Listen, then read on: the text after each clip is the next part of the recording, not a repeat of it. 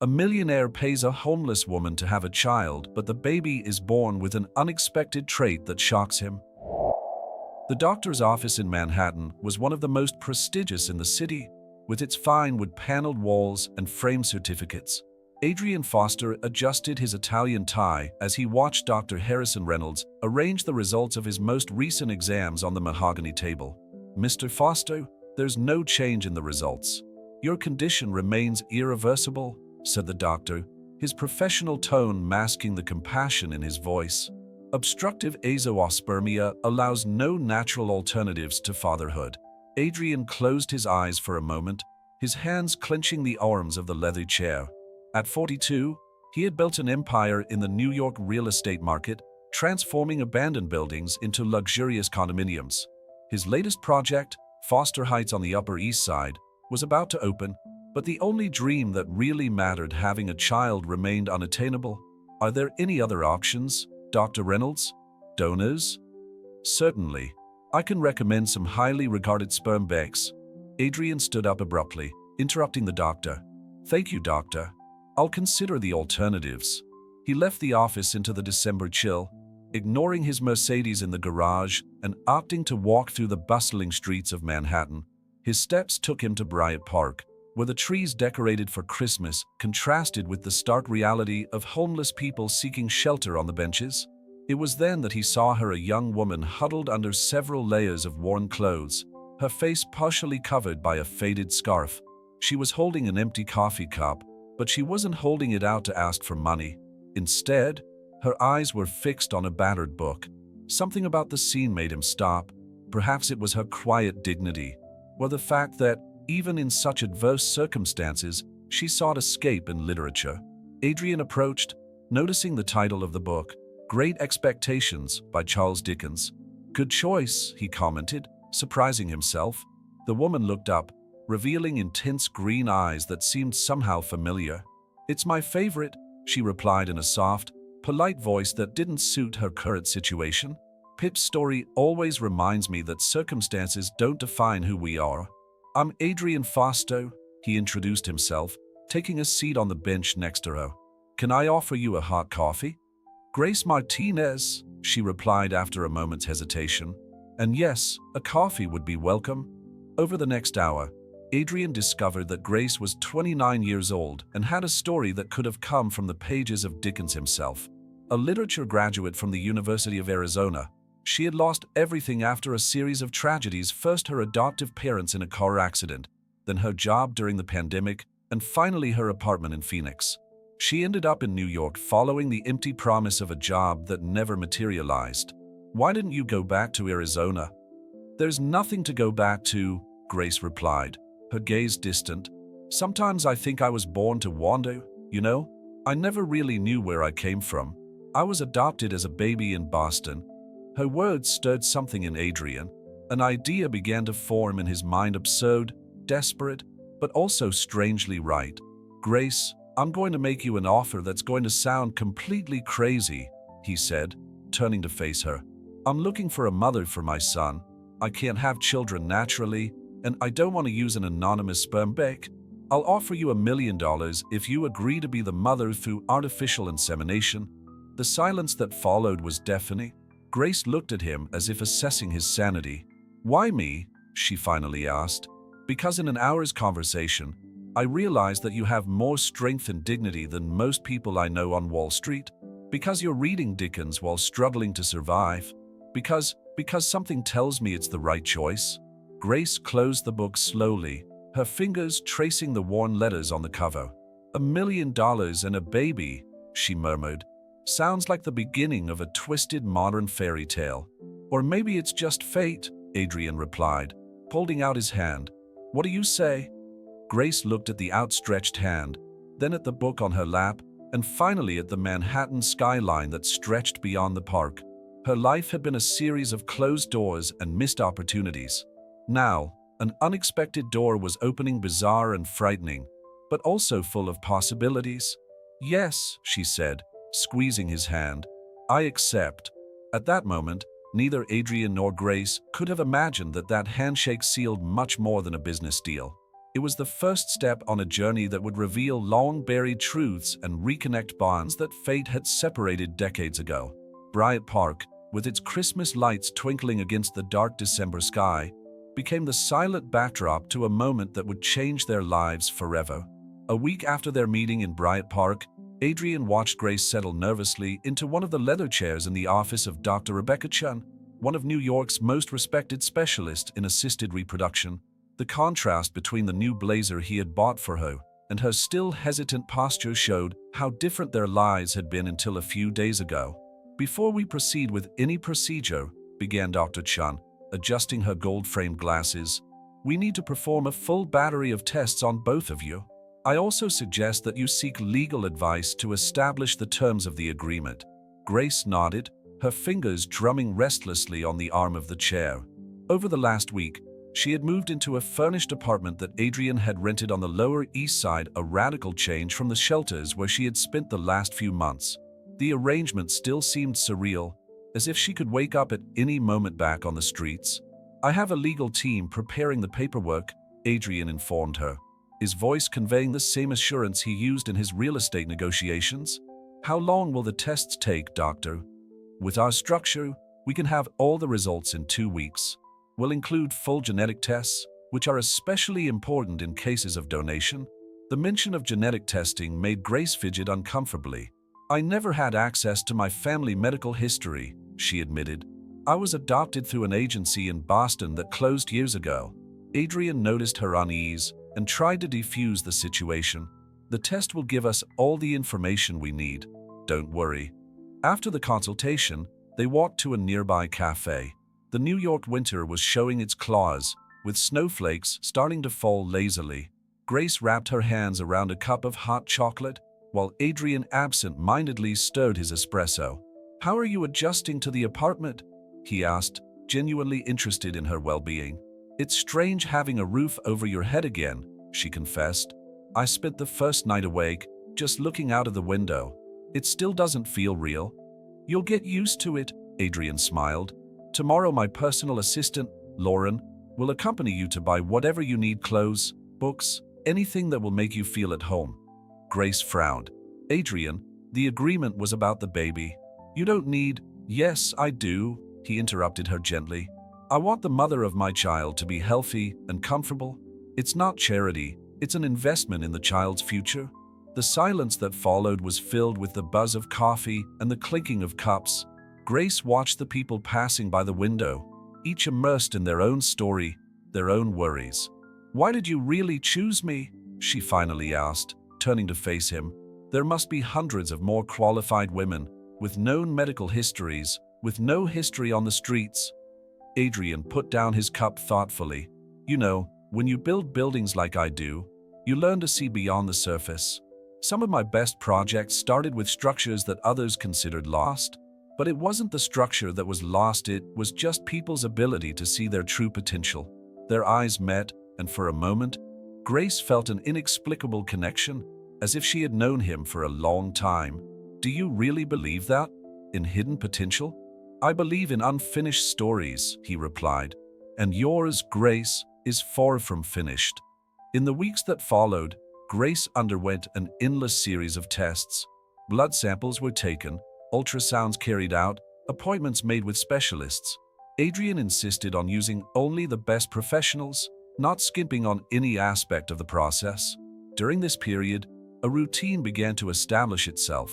Grace spent her mornings at doctor's appointments and her afternoons exploring the city that was now her home. Adrian often invited her to dinner, where they discussed books, art, and their visions of life. Gradually, the initial awkwardness gave way to a genuine friendship. A month after the exams began, Dr. Chun called them together for an urgent meeting. His normally impassive face betrayed an expression of bewilderment as they entered his office. "Mr. Foster, Ms. Martinez," she began, arranging a folder of documents on her desk. "The results of the genetic tests are in, and there's something you need to know." Grace's heart raced. Could it be a health problem? Something that would prevent her from being the donor? "There is a significant genetic match between the two of you," the doctor continued, her professional tone masking the surprise in her voice. "In fact, The level of compatibility suggests that you are siblings. The silence that followed was deafening. Grace felt the world spin around her, while Adrian remained motionless, as if he had been turned to stone. That's impossible, he finally managed to say. The tests are conclusive, Dr. Chen replied, handing them the documents. You share the same genetic markers that indicate first-degree kinship.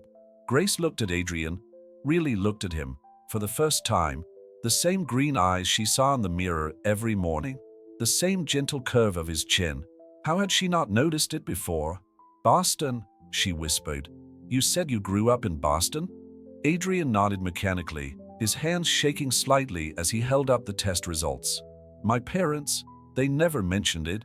I didn't know.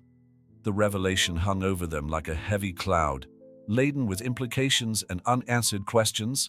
The agreement that had brought them together a few weeks earlier now seemed an insignificant detail in the face of the magnitude of this discovery. I think we need to talk, Adrian said softly, his voice laced with emotion. About much more than a baby. Grace just nodded, unable to form words. Fate, it seemed, had far more complex plans than either of them could have imagined that afternoon in Bryant Park. The private library in Adrian's Park Avenue apartment was a mahogany and leather sanctuary, with floor-to-ceiling bookshelves filled with carefully organized books. Grace sat in a Chesterfield armchair, watching her newfound brother rummage through an old box of documents his housekeeper had brought back from storage. Here, Adrian said, his voice shaking as he held out a yellowed photograph. This is the only picture I have of our birth parents. Grace took the picture with trembling hands. A young couple smiled at the camera. The woman had the same green eyes that she and Adrian had inherited, while the man had the striking chin that she now saw in her brother. Catherine and Michael Sullivan, Adrian explained, taking his seat in the next armchair. They died in a car accident when I was 3. I never knew about a sister. How did you end up with the Fosters? Grace asked, her eyes fixed on the photograph, trying to memorize every detail of her biological parents' faces. Richard and Eleanor Foster were close friends of our parents. They adopted me immediately after the accident. Adrian wiped his hand across his face, clearly upset. But they never mentioned that I had a sister. Why did they separate us? Grace placed the photo on the coffee table with reverential care. Maybe they didn't know. I was adopted by an agency in Boston, the Martinezes. They were college professors, wonderful people who gave me a happy childhood until... His voice faltered as he remembered the accident that had taken his adoptive parents. Adrian stood up abruptly, walking over to the window that offered a panoramic view of Manhattan. We need to find out the truth. I had the resources. I can hire private investigators, lawyers. Adrian, Grace interrupted softly. What happened to your adoptive parents? He continued to stare out of the window, his posture tense. Eleanor died of cancer 5 years ago. Richard? Well, Richard is in a nursing home in Connecticut. Late-stage Alzheimer's. The silence that followed was filled only by the ticking of the antique clock on the mantelpiece. Grace approached her brother, hesitant about how to offer comfort to someone who, until a few weeks ago, was a complete stranger. Do you know what's most ironic? She said, stopping next to him. I spent my whole life looking for a family, and she was literally offering me $1 million to have a baby. The remark drew a surprised laugh from Adrian, breaking the tension. The universe has a peculiar sense of humor, he agreed, turning to face her. Grace, I know this is overwhelming, but I want you to know that, regardless of the original agreement, you are my sister. Everything I have now is yours too. I don't need your money, Adrian, she replied, crossing her arms. I need answers. I need to understand how we were separated and why. Then let's find out together, he said, picking up his phone. I'll call Marcus Reynolds, my private investigator. He's the best in New York. Over the next few hours, they delved into old family albums and documents that Adrian had kept. Each photograph, each piece of paper was a piece of the puzzle of their separate lives. Lauren, Adrian's assistant, brought Chinese food, and they continued their investigation well into the night. Look at this, Grace exclaimed, holding up a newspaper clipping. It's an obituary of our parents. It mentions that Michael Sullivan was a professor of literature at Harvard. Like you, Adrian observed, leaning over to look at the article. Maybe that's why I've always felt so connected to books, Grace reflected, touching the yellowed paper. It's like something in my DNA. Adrian's phone rang, interrupting the moment. It was Marcus Reynolds. I found something interesting in the Boston court files. The investigator's voice sounded over the speakerphone. Apparently, there was a custody dispute after the accident. The Fosters wanted to adopt both children, but a social worker recommended separation, claiming that it would be easier to find a home for one baby than for two children together. Grace felt her stomach turn. One bureaucratic decision had completely altered the course of their lives. There's more, Marcus continued. The adoption agency that handled Grace's case, New Hope Adoptions, was closed down in 2005 after allegations of unethical practices. Several of its records have been lost or destroyed. Adrian hung up the phone with more force than necessary. Unethical practices, he repeated bitterly. They destroyed our family for administrative convenience. Grace stood up, walking over to one of the bookshelves. Her fingers traced the spines of the books, a gesture that always calmed her. We can't change the past, Adrian, but we can build something new now. You're right, he agreed, joining her. And I'm going to make sure you never go through any more difficulties. I'll transfer you tomorrow. No, Grace interrupted him firmly. I don't want charity, even if it's from my brother. I want to build my own life, but with you in it. As a family. Adrian studied his sister for a long moment, recognizing in her the same determination that had led him to success. How about a compromise? Let me help you start over an apartment of your own, resources to go back to school or start a business. Not as charity, but as a way of making up for lost time. Grace considered the offer. I can accept that on one condition. You let me give back in my own way. Perhaps not with money, but with the family you so desire. Not as a business transaction, but as your sister, helping you find a path to the parenthood you dream of. Adrian's eyes filled with unshed tears. Deal, he said, holding out his hand. This time, when they shook hands, it wasn't a contract they were sealing, but a promise of family, of loyalty, of a future built together on the foundations of a rediscovered past. The discovery of the truth about their relationship triggered a series of changes in Adrian and Grace's lives. In the weeks that followed, the siblings were plunged into a relentless search for answers as they tried to piece together 30 years of lost history. Grace moved into her own apartment in Brooklyn Heights, a charming brownstone that Adrian had helped her choose. The place had a small library that she turned into her personal sanctuary, filling the shelves with volumes she had collected since her days as a teacher in Arizona. One morning in January, Adrian received an unexpected call from Marcus Reynolds. "I've found something you need to see," said the investigator. "It's about Catherine Sullivan, your biological mother. She kept a diary that was stored in a safety deposit box in Boston. I got access to a court order." Hours later, the brothers found themselves in Marcus' office in Midtown Manhattan. The worn red-covered diary rested on the table between them, like a tangible bridge to their shared past. "Do you want some privacy?" Marcus offered. Adrian nodded, and the investigator discreetly left the room. Grace picked up the diary with trembling hands, opening it to the first page.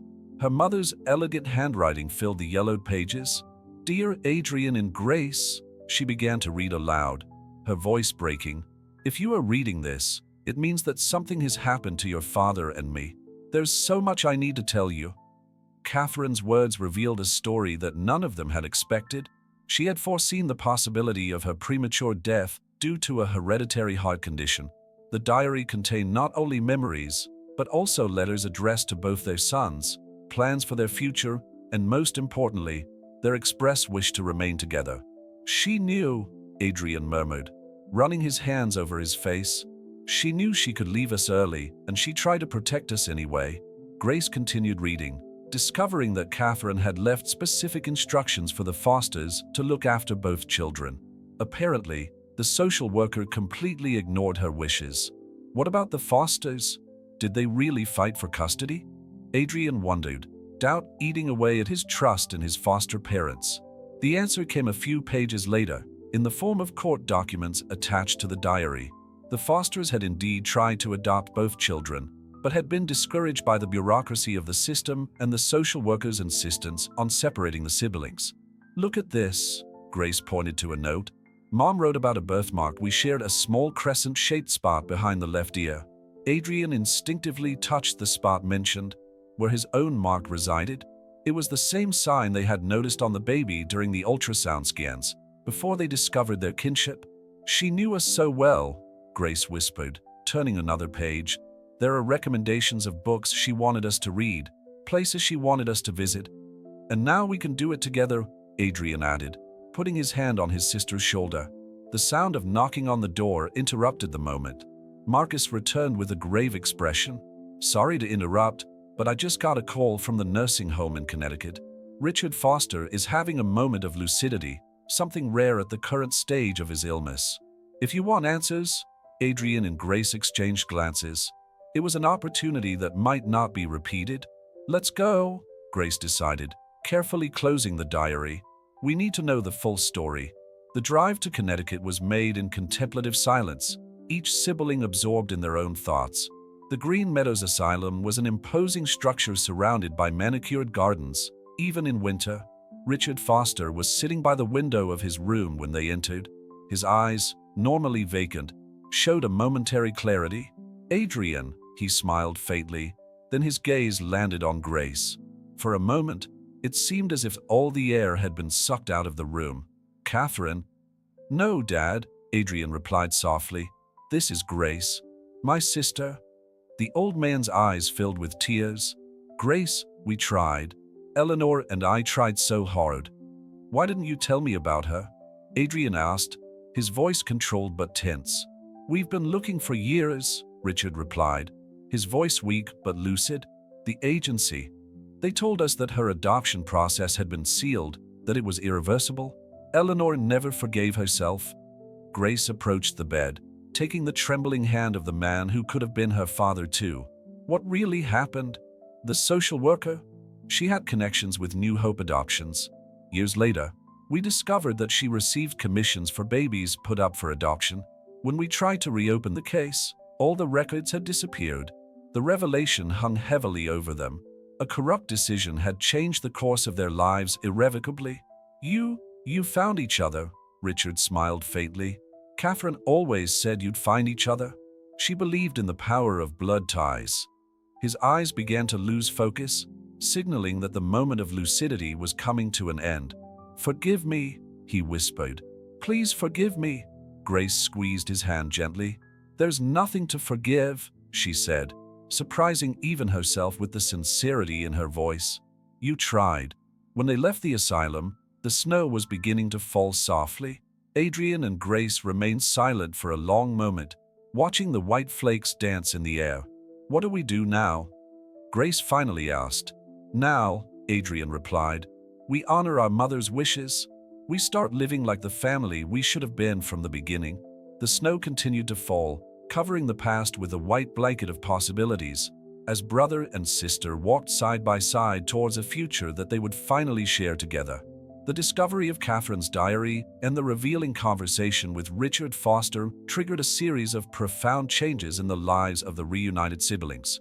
On a freezing February morning, Grace was organizing her new office in the bookstore she had just acquired in Park Slope, Brooklyn, a dream that Adrian had helped make a reality, not with charity, but with a legitimate business investment. Bookhaven, she murmured, admiring the vintage sign that had just been installed on the facade of the historic building.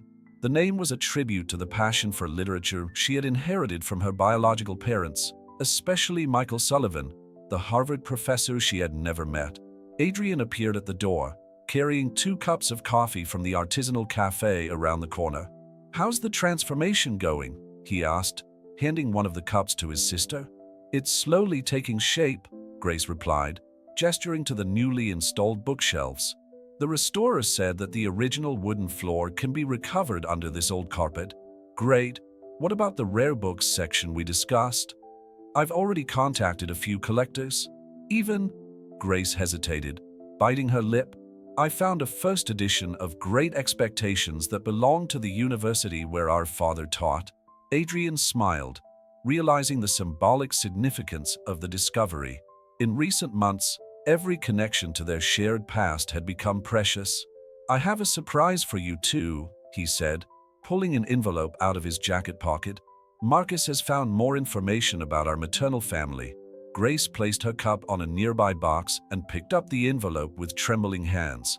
Inside were old photographs and yellowed documents. Our maternal grandmother is still alive, Adrian revealed softly.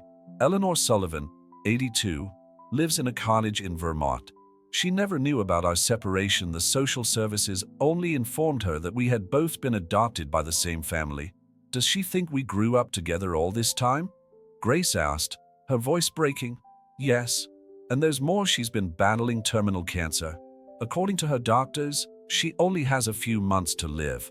The silence that followed was filled only by the distant sound of Brooklyn traffic and the creak of the old floorboards beneath their feet. Grace studied the photo of a young, smiling woman with the same green eyes that had been passed down through the generations. We need to go there, she decided. She deserves to know the truth and meet her grandchildren before it's too late. I've already arranged everything, Adrian agreed. We can leave this weekend. The weather should be suitable for driving to Vermont. The bell on the bookstore door jingled, announcing the arrival of Lauren, Adrian's assistant, laden with folders and documents. Sorry to interrupt, she said, but we need to finalize some details of the bookstore's contract and, she hesitated, consulting her tablet. Dr. Harrison Reynolds called. He'd like to make an appointment with the two of you to discuss other options. The subject of Adrian's paternity had been delicately avoided since the discovery of his parentage. Grace's inability to be the donor had temporarily put plans on hold, but not Adrian's desire to have a child. I made an appointment for next Tuesday, Lauren continued. He mentioned some promising advances in alternative treatments. Adrian and Grace exchanged meaningful glances. The journey that had begun with an unlikely agreement had turned into something much bigger, but the original dream still pulsed, just waiting for the right moment to be taken up in a new form. We can discuss this after Vermont, Grace suggested, one thing at a time. The next few hours were devoted to the practical details of opening the bookstore. Grace had decided to include a literary cafe in the space, creating a welcoming environment where people could connect through books, something she and Adrian had experienced personally. In the late afternoon, while organizing a newly arrived collection of classics, Grace found an old edition of Jane Eyre. Did you know that our mother used to read this book to us? She commented, leafing through the pages carefully. It's in her diary. She read a chapter every night, even when I was just a baby. Maybe that's why it's always been my favorite, Adrian replied, surprised by the revelation. Some memories are deeper than time. The winter sun was beginning to set, painting the walls of the bookshop with golden hues through the large Victorian windows. Grace watched her brother helping the staff organize a new shipment of books, as at home in that space as he was in his corporate skyscrapers. Adrian, she called softly, thank you for helping me build this. Not just the bookshop, but everything. He stopped what he was doing and came closer. We're family, Grace. That's what families do, they build things together. And about having children, she hesitated. I promise we'll find a way. You'll be an incredible father, I'm sure of it. One step at a time, he smiled. First, we have a grandmother to meet and a family history to complete. When night finally fell over Brooklyn, the Sullivan Foster brothers, as they had secretly begun to consider themselves, closed the bookstore and walked together to the subway. The future ahead of them was uncertain, but for the first time in their lives, they weren't walking alone. Snow fell softly on the winding road that snaked through the mountains of Vermont. Adrian drove his Range Rover cautiously, while Grace watched the wintry landscape through the passenger window. Catherine's diary rested on her lap, its pages marked with small colored post-its highlighting significant passages about Eleanor Sullivan, the grandmother she was about to meet. According to the GPS, we're about 20 minutes away, Adrian reported, adjusting the car's heater. How are you feeling? Grace took a deep breath, her finger absent-mindedly tracing the spine of the diary. Honestly? Terrified. How do we explain 30 years apart to someone who thought we grew up together all that time? The silence that followed was filled only by the soft purr of the engine and the occasional GPS alert. The Sullivan estate was a historic farm on the outskirts of Burlington, maintained by the family for generations. As they approached, the snow-covered fields gave way to a dense grove of pine trees, their branches bent by the weight of the ice. "Mom wrote about this place," Grace commented, opening the diary to one of the marked pages. "Summers in Burlington were magical. Eleanor kept a wildflower garden where Adrian and Grace could play one day." His voice faltered on the last sentence. Adrian reached for his sister's hand, squeezing it briefly before taking hold of the steering wheel again. "We're going to make her dream come true, even if it's 30 years later." The house appeared in front of them, a two-story Victorian building, painted in a soft shade of blue-gray, with a wraparound porch typical of the region's architecture. A nurse was waiting for them at the entrance, her white uniform contrasting with the dark wood of the door. "Mr. Foster, Ms. Martinez," she greeted as they got out of the car. "I'm Nancy Wheeler, Mrs. Sullivan's private nurse. She's having a good day today, but we need to be careful with very intense emotions." Grace clutched the diary to her chest like a talisman. Adrian placed a protective hand on her back as they followed Nancy into the house. The interior was cozy, with carefully preserved antique furniture and family photographs decorating the walls. Grace stopped in front of one of them, teenage Catherine, with the same green eyes she and Adrian had inherited, smiling next to an older woman who could only be Eleanor. "Eleanor?" Nancy called softly, entering the living room. "Your grandchildren are here." The woman sitting in the armchair by the fireplace looked up from her book. Despite her age and illness, Eleanor Sullivan maintained a serene dignity that immediately recalled the pictures of Catherine. Her eyes widened at the sight of the visitors, the book slipping from her trembling hands. "Oh, my God," she whispered. "Catherine?" "No, Grandma," Grace replied softly, coming closer. "I'm Grace, and this is Adrian." Eleanor looked from one to the other, confusion and recognition dancing across her face. "But you weren't together?" the social worker said. Adrian knelt beside his grandmother's armchair. "It's a long story, Grandma, one we need to tell very carefully." Over the next 2 hours, over cups of tea and restrained tears, Adrian and Grace gradually revealed the truth about their separation. Eleanor listened in silence, her hands clasping her grandchildren's, as if she feared they might disappear again. "Catherine knew," Eleanor finally said, pointing to an old box on the side table.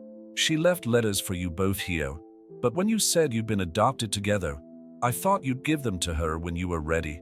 Grace opened the box with reverential care, finding 2 yellowed envelopes, each with their names written in her mother's elegant handwriting.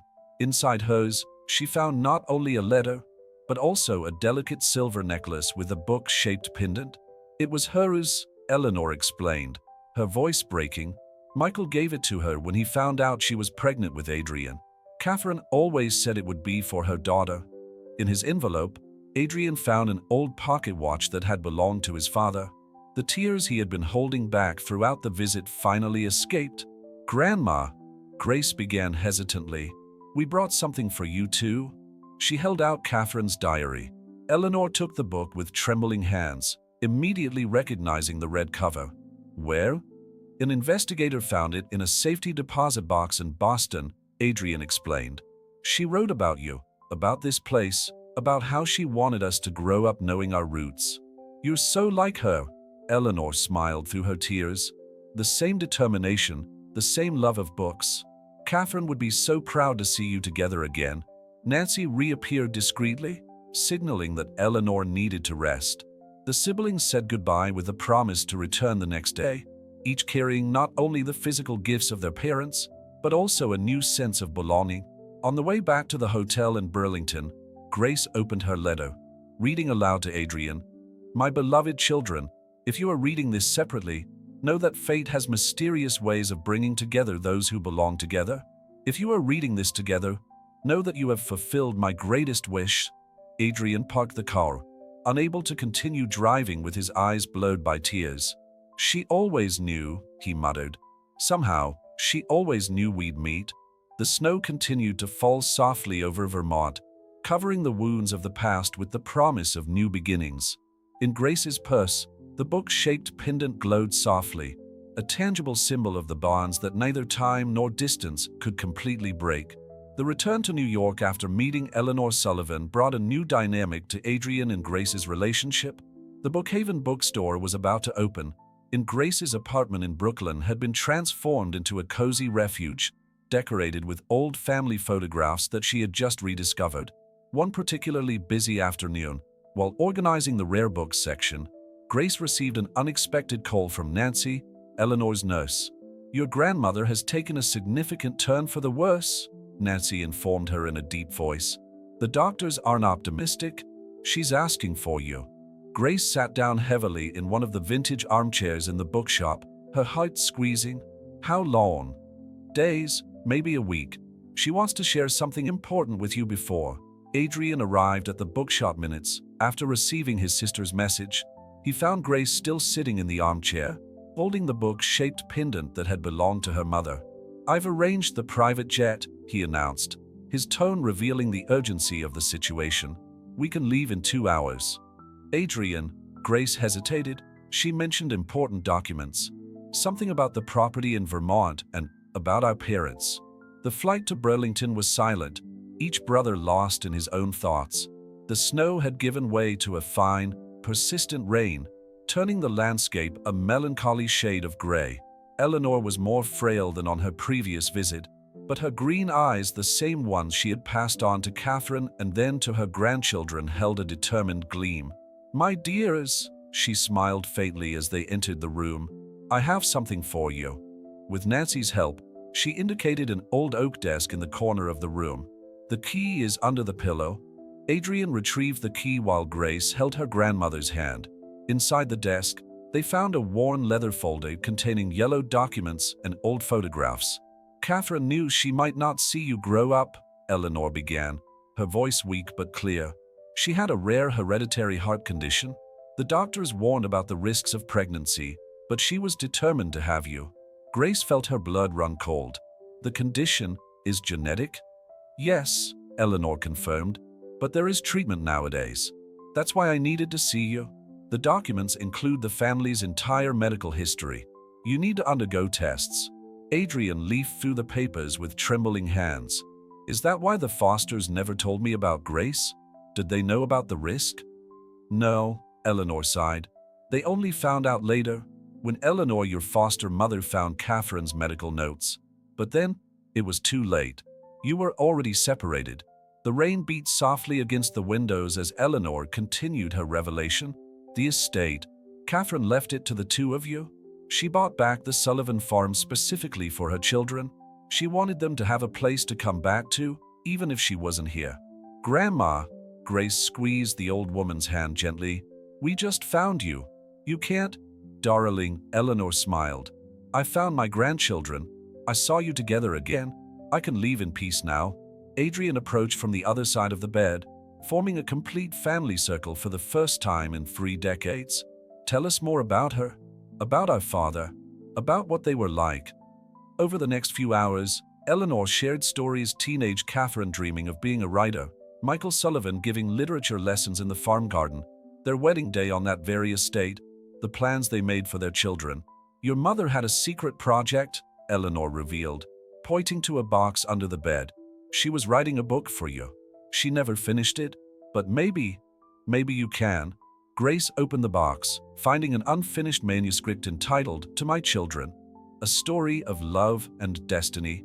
The pages were filled with the same elegant handwriting as the diary, telling the story of a family separated by fate but united by love. "The last chapter is blank," Eleanor whispered.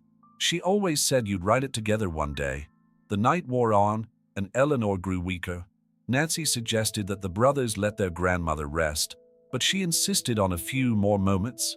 "Promise me something," she asked, holding her grandchildren's hands. "Promise me that you'll take care of each other, that you'll complete the story that Catherine started." "We promise," they replied in unison. Eleanor smiled, satisfied. Catherine was right. Blood always finds its way back home. That night, Adrian and Grace remained in the guest room of the farmhouse, unable to leave the property. Sitting on the old veranda, wrapped in heavy blankets, they shared their mother's manuscript. "We need to do the heart tests," Adrian commented, breaking a long silence.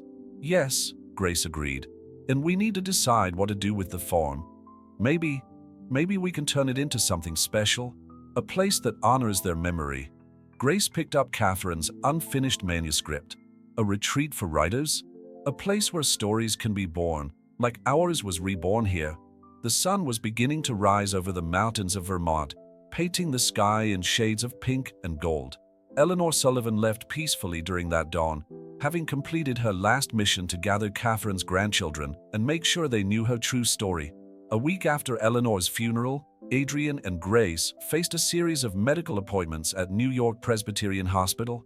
Dr. Marcus Chen, a specialist in genetic cardiology, carefully analyzed the test results while the siblings waited in his office. The test confirmed the presence of the gene associated with hereditary cardiomyopathy, explained the doctor, adjusting his glasses. But there is good news: the advances in treatment are significant, and with proper monitoring, we can manage the condition effectively. Grace unconsciously touched the book-shaped pendant that she rarely took off her neck. What about having children? With appropriate follow-up during pregnancy, the risks are considerably lower than at the time of your mother, Dr. Chen assured her. Which brings us to an interesting finding in your tests, Mr. Foster. Adrian leaned forward in his chair. What do you mean? Your infertility condition, the azoospermia you were diagnosed with earlier, seems to have been caused by a treatable obstruction. With relatively simple surgery, your chances of having children biologically could increase significantly. The revelation hit the brothers like a wave. The dream that had initially brought them together, albeit unexpectedly, now took on a new perspective. Leaving the hospital, they walked to Central Park, finding a bench near the Bethesda fountain. Catherine's unfinished manuscript was in Grace's bag, as it had been every day since they found it. It's funny, Grace commented, watching the ducks in the fountain, how everything seems to connect. The desire to have a child brought us together, and now we've discovered that it's possible, Adrian added, his voice charged with emotion. But before we think about that, we need to decide about Vermont. Grace opened the manuscript, flipping to the last page written by Catherine. I've been thinking about your idea of a writer's retreat. What if we did more? What if we turned the forum into a cultural center? A library, writing workshops, programs for children. The Sullivan Foundation, Adrian suggested, a smile forming on his face. A place where stories can be discovered and families reconnected. Over the next few days, they immersed themselves in preparations for two major projects: the opening of Bookhaven and the transformation of the farm in Vermont. Grace's bookstore was scheduled to open in 2 weeks, coinciding with the launch of the first artist residency program on the Sullivan property. During a particularly busy afternoon at the bookstore, while Grace was organizing the first editions section, Lauren walked in carrying an old box found in the farm storage room. "You have to see this," she said, placing the box on the counter. "We found it hidden behind a loose panel in Eleanor's office." Inside the box were dozens of letters, all addressed to Catherine Sullivan, dated in the months after the accident that took her life. They were letters from the Fosters, begging for information about Grace, desperately trying to locate the baby who had been separated from her brother. "They really tried," Adrian murmured, his voice breaking. "All this time, I thought they had simply accepted the separation, but they fought. And now I understand why Eleanor kept these letters," Grace replied, holding up a photograph she'd found at the bottom of the box. Eleanor and Catherine young, sitting on the farmhouse veranda, Catherine visibly pregnant. She kept hope alive, even when it seemed impossible. The discovery of the letters brought a new dimension to the family's story. Adrian decided to visit Richard in the nursing home, taking some of the correspondence with him. Although the elderly man's lucidity was intermittent, there was a moment of clarity when he saw the letters he himself had written decades ago. "We've looked everywhere," Richard whispered, his trembling hands touching the yellowed paper. "Eleanor, your adoptive mother? She never forgave herself for not being able to find you, Grace." The Sullivan Foundation's planning was proceeding apace. Adrian used his contacts in the real estate market to speed up the necessary renovations to the farm, while Grace developed the educational program. The first class of resident writers was scheduled to arrive in 3 months. "I found something interesting in Mom's diaries," Grace commented over dinner in her Brooklyn apartment. She wrote about a ritual she did every summer. She planted a tree for every important event in her life. "There's a little orchard at the back of the farm. Catherine's trees," Adrian added, remembering the place. Eleanor mentioned something about that. Every tree has a story. I thought we could continue the tradition, Grace suggested. Plant a tree for every new beginning, the bookshop, the foundation. And maybe, Adrian smiled, one for every child who comes along in the future. Catherine's manuscript remained on the kitchen table, its blank pages awaiting the end of the story that mother and children were now writing together. Grace picked up a pen and began to write on the first empty page. Fate has mysterious ways of correcting its own mistakes. Sometimes it takes an entire generation for circles to close and stories to find their true endings. But love always finds its way back home. The opening of Brookhaven coincided with the first snowfall of December in Brooklyn. Grace adjusted the bronze plaque at the entrance that dedicated the bookstore to the memory of Catherine and Michael Sullivan, her fingers tracing the engraved letters as a crowd waited outside. "Are you ready?" Adrian asked, holding up the golden key that would open the doors to the public for the first time. The transformation of the space was impressive. The oak shelves gleamed under the vintage lighting, each section carefully curated to reflect the love of literature that had connected his family through the generations. In the center of the store, a spiral staircase led to the literary cafe on the mezzanine, where a first edition of Great Expectations took pride of place in a special display case. "Catherine would be proud," said a familiar voice. Richard Foster, on his first trip out of the nursing home in months, was sitting in a wheelchair near the entrance, accompanied by his nurse. A moment of lucidity had allowed him to be present on this special day. Grace knelt beside him, holding his wrinkled hand. "Thank you for coming, Richard. It means a lot to us." The opening ceremony was intimate and emotional. Adrian gave a speech about second chances and family ties, his voice breaking as he mentioned how an unlikely deal had changed their lives forever. Grace read an excerpt from Catherine's unfinished manuscript, her words echoing through the silent store. "To my children," she began, "I write these pages knowing that I may not be here to see them grow up, but a mother's love transcends time and distance. Like the trees I plant every summer on our farm, it takes deep root and flourishes even in the most difficult seasons." After the inauguration, as the last guests were leaving, Adrian received a call from Dr. Chun. The results of the surgery were promising. His chances of having children had increased significantly. "Grace," he called his sister, who was organizing some books on the shelves. "Remember when we first met, and I offered you $1 million to be the mother of my child?" She smiled, remembering that day in Bryant Park. "How could I forget? It was the beginning of everything." "Well, now that we know I can have children biologically, I was thinking of using that money in a different way. To create an adoption fund at the Sullivan Foundation, to help other separated families reconnect." Grace dropped the book she was holding and hugged her brother, silent tears streaming down her face. "It's perfect, Adrian. It's exactly what Mom would have wanted."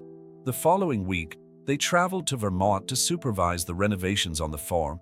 Catherine's orchard was covered in snow, each tree marked with a plaque containing a date and a memory. Grace and Adrian walked among them, reading her family's stories. "Look at this one." Grace pointed to a particularly old apple tree. "March 21st, 1992, Adrian takes his first steps." Next to it, a smaller tree had another plaque. "June 15th, 1992, Grace says her first word, book." She documented everything, Adrian murmured, moved. "Even a part, she kept our stories alive here." The cultural center was rapidly taking shape. The old stables had been transformed into studios for resident writers, and the main house would house a library specializing in family literature and genealogy.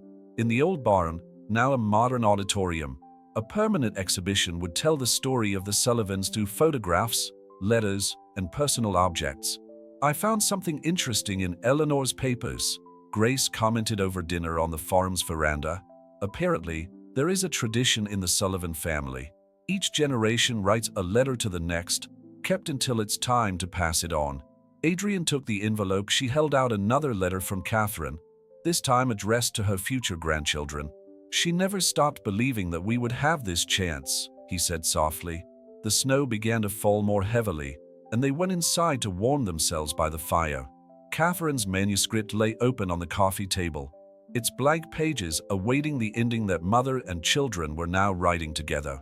"You know," Grace reflected, watching the flames. "When we first met, I thought you were offering me a business deal, but actually, you were offering me a way home." Adrian smiled, picking up a pen. "So, what do you think? Should we finish the story she started?" Grace nodded, and together, they began to write the last chapter of Catherine's book, not only completing her story, but starting a new family tradition that would continue through the generations. A year after the opening of Brookhaven in the Sullivan Foundation, Grace was walking through the orchard covered in spring flowers in Vermont. Catherine's trees, as they had become accustomed to calling them, were laden with buds, promising a bountiful harvest. She stopped in front of the newest addition, a small apple tree, planted the day Adrian received the news that he was going to be a father. Lauren, his girlfriend of 3 years, was pregnant with twins. The diagnosis of treatable infertility and the subsequent success of the treatment had only been the beginning of a series of blessings that seemed to validate the words written by Catherine so many years before. "I thought I'd find you here," Adrian said, approaching with a cup of tea for his sister. His face bore the characteristic glow of impending fatherhood. "The latest resident writers have just arrived for the summer program." Grace accepted the cup, inhaling the familiar scent of chamomile. "We got 20 applications this year for the family reunification program. 3 cases have already been resolved positively." The Sullivan Foundation's family reunification program had become the heart of the project. Using genealogy resources, DNA tests, and a network of private investigators, they helped families separated by adoption or similar circumstances to reconnect. "Richard would have been proud," Adrian commented, remembering his adoptive father who had passed away peacefully 6 months earlier, in a rare moment of lucidity where he could properly say goodbye to them both. Grace touched the book-shaped pendant, a gesture that had become automatic when she thought of her family. "I found another letter yesterday, hidden inside a first edition in the main library." Catherine seemed to have scattered messages everywhere, like breadcrumbs in a fairy tale. They walked to the restored barn, where a permanent exhibition told the story of the Sullivans through the generations. The last section, dedicated to Adrian and Grace, included the first photograph of them together in Bryant Park, the never-signed contract from the original agreement, and Catherine's now complete manuscript. Lauren's height test came back negative for the condition, Adrian reported, pausing in front of a photograph of her biological parents. "The babies are healthy. Have they chosen names yet?" "Catherine for the girl," he smiled, "and Michael for the boy," Lauren insisted. She said our story deserved to continue. The sound of excited voices reached them, the new residents exploring the estate. The summer program had become nationally recognized, attracting writers interested in family stories and reconnection. "Remember our first winter here?" Grace asked, taking a seat on one of the rustic benches.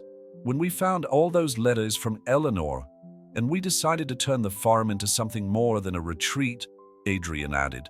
"I think that's when we really understood what Catherine wanted, not just to reconnect us, but to create a space where other families could find their way back to each other." Grace opened her bag, pulling out a slightly crumpled envelope. "I found this among Richard's belongings after the funeral. It's a letter he wrote to you before he fell ill, explaining why he never told you about me." Adrian picked up the envelope with trembling hands. Richard's strong handwriting, so different from the messy scribbles of his last days, covered the page. "My son, fear is a terrible thing. It makes us make decisions that we regret for the rest of our lives. When we found out about Catherine's heart condition, the fear of losing you paralyzed us too. Eleanor and I convinced ourselves that keeping Grace a secret was protecting you. We were wrong, but fate has its own way of correcting our mistakes. When you told me about the young woman you met in Bryant Park, about her desire to have a child, I immediately recognized Catherine's eyes in her, the same deep green that haunted my dreams for decades. Forgive us for our cowardice. And know that your meeting with Grace was no coincidence. It was the universe conspiring to right a wrong that started with fear but ended with love. With all my love, Dad." Adrian folded the letter carefully, tucking it into his shirt pocket. "He knew," he murmured. "From the first moment he knew. And he let us find out on our own," Grace added. "Maybe that's how it needed to be." The sound of an approaching car interrupted the moment. Lauren was arriving for the monthly family dinner they had established, her prominent belly carrying the newest members of the Sullivan family. Ready to be an aunt? Adrian smiled, helping Grace to her feet. Ready to continue our story, she replied, picking up Catherine's manuscript from the display case. Together, they had completed the last few pages, but left room for much more. On the last page, below Catherine's signature, Grace had written, "Love is like the trees in the orchard, its roots grow deep and invisible, connecting us even when we can't see. And sometimes, as we discovered, all it takes is an unlikely encounter in a snow-covered park for those connections to surface, reminding us that family isn't just blood or a name, it's the place where our story finds its true beginning."